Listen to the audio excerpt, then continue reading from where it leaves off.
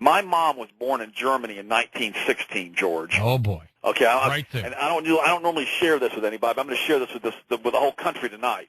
I mean, my mom was 40 years old when she had me. My father was born in 1901. Now, here's what's interesting about this.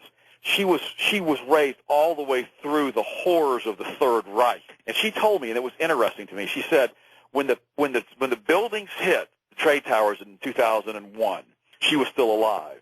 And she stood in front of the TV set, and she cried, and she cried, and she cried. And I said to her, I said, why are you crying, Mom? I mean, what's going on? Because, I mean, it really touched me because I couldn't believe she was doing this. She was in her 80s.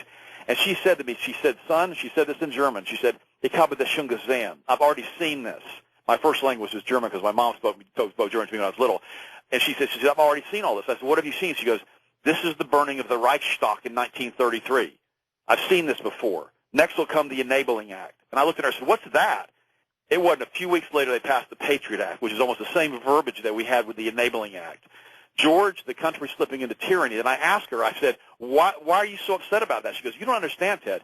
We didn't see it coming in Germany. We didn't understand what was happening. She goes, Goebbels and Nazi propaganda was so strong that we believed everything we saw on TV. We believed everything we heard on the radio. We believed all of this stuff they were telling us until they took our guns away and they took our rights away and they started taking our neighbors away. And I said, you mean the Jewish folks? She goes, no, Ted, not the Jews. She said the Christians, the Catholics. Anybody who spoke against the Third Reich and spoke against Hitler was taken away in the middle of the night. The following day, their homes in many cases were bulldozed. The following days, their yards were resodded.